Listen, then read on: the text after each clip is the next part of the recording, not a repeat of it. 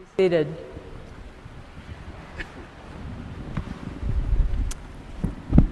Well, about a month ago, we heard some reflections and words of wisdom from some mothers of our congregation, and on Father's Day, we're going to hear some reflections and words of wisdom from some of our fathers. Again, feel free to speak more than once, and you don't have to speak just down a line. It can be a conversation, and we'll let the congregation listen in.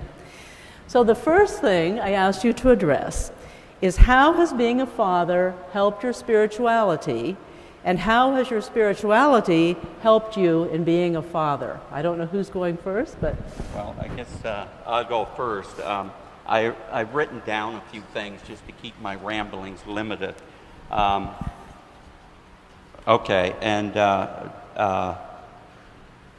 Fatherhood helps my spirituality because I believe that procreation is one way to achieve immortality through your children. You can live on through generations for eternity. My sons are Richard and Dieter and Maxwell Gregory, all names from past generations. Two people coming together to create another human being is the closest to God one can be. Creation is an amazing thing. It defies imagination. One of the mysteries of families is the love between family members that have never met. The loving bond between family members is instinctive. We don't know why, but it is. We are a very shy family, and our kids are also very shy. But when we got together with their cousins, whom they never met before, there was an instant bond of love and kinship. As fathers, we influence future generations. Generally, they will follow in our footsteps. Usually, if we go to college, they will also. If we go to church, they will also. However, if we lie, cheat, steal, they will also. If we don't have faith in God, they will not either. We are their teachers. My dad had great influence in my spirituality, and I have had great influence on our boys. My wife and I have strong morals and principles like our forefathers before us. In addition, my children have helped my health throughout my parenthood by keeping me active, by playing baseball, hockey, soccer, or just wrestling on the living room floor. They have challenged my intelligence by questioning me when they think I am incorrect, and forcing me to defend my position and not letting me off the hook. They force me to use my brain, to think twice before I say or do anything. These things all help me spiritually.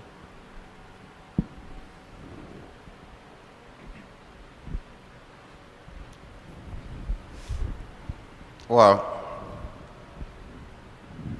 I've had the blessing of experiencing both having children with mother around and a challenge of having a son where you have to be both mother and father. And in these instances, I think I gained a lot spiritually. Like my own life, I grew up without a father because my father passed away when I was 2 months old. And so I was reared by aunts and uncles, missionaries, teachers. So all of those people play a great deal in my own life to mold me and make me what I am, and continue to hope what I will continue to be. But the greatest spiritual movement in my own life is when I had to raise my young son, who is in here today, and with an impairment. And so the challenge was extraordinary, because here I had no experience of how to raise this child who was deaf, and at this time how I could communicate with him and he with me. And so God, I think and I believe, offer the greatest help and the resources for me to be able to give him that what will make him and prepare him for the future. And I'm extraordinarily thankful to God that I had this experience, because it makes me be able to see those kids' challenges that they go through in their own lives. And I've seen them in my country where they are useless. They are thrown aside. They are not given any help.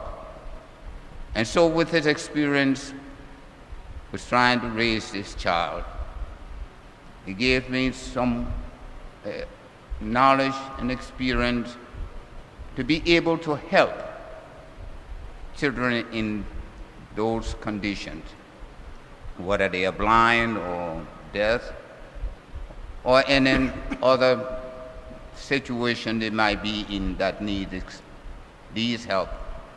And so the challenge that comes to me into my spiritual development is to be able to gain the knowledge, the experiences, the love, and the hope for other kids like my son. And that is a great deal of spirituality that it brings to me. And seeing him grow and develop to the way he has developed, and you all know him. You know him very well from where he was when he left from here to go to Clark School. That has been a tremendous influence in my life. He has been that extraordinary experience in my own life. And I thank God that I have had those experiences to be able to build me up and to do for others, to serve. That is the greatest challenge of all, to be of service to others.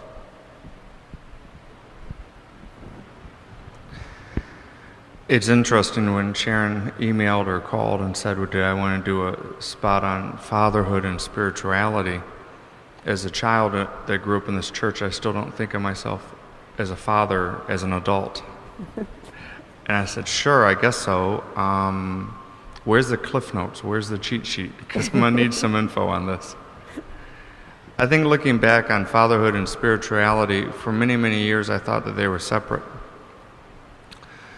My grandfather, who's here, my father, showed me through their actions how to be fathers.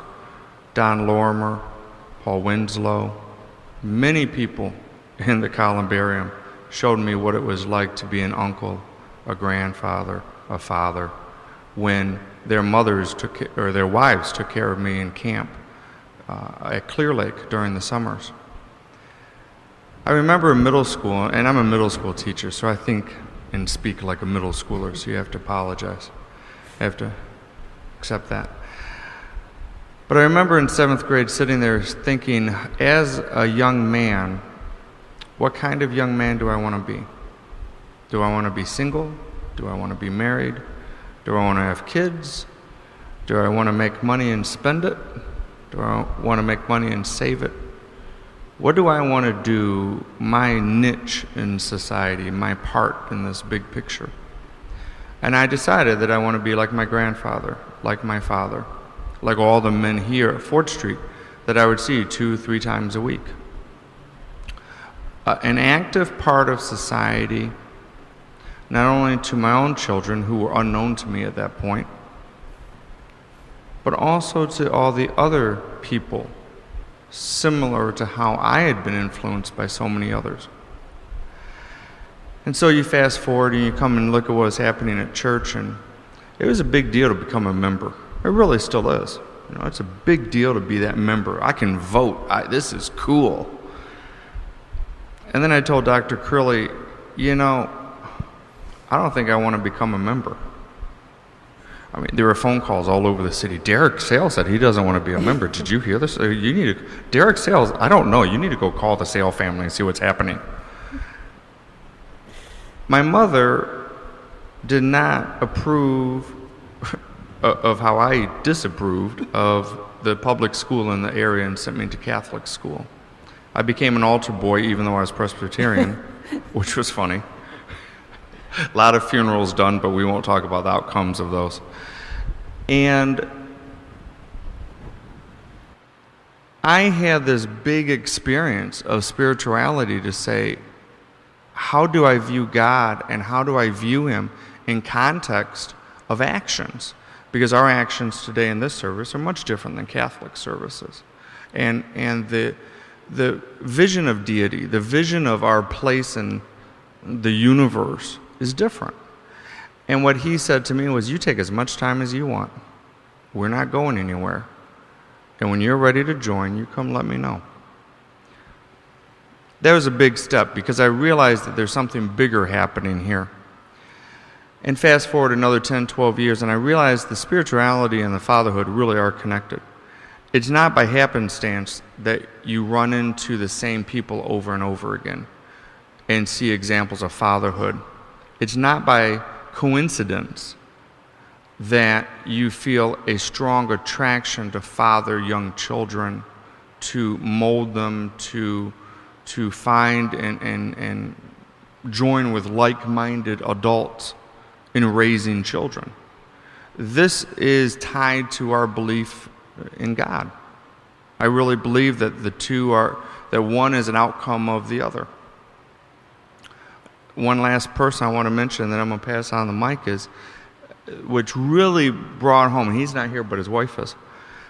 I would study for college classes at different greasy spoons around the city, truck stops. They were noisy enough I could study biochemistry and not be bothered. I could still focus. And every once in a while, a gentleman would come find me and say hello, and I said hello to him. Now, we're in the middle of a truck stop, but he's wearing a three-piece suit. His associates are wearing suits. And he would always say, well, Derek, tell Grandpa I said hello, and I'll see you next time. And he would always pay my bill without me knowing it until an hour or two later when I left to pay my own bill. The gentleman next to you, your friend, he paid it. Oh, not again. That person was Sandy Graham, who joined the church about a year ago.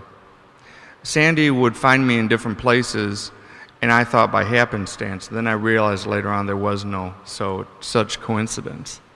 He was there as part of this big picture to be a father to me at that time while I was studying. And that's really what cemented how those two come together. So thanks.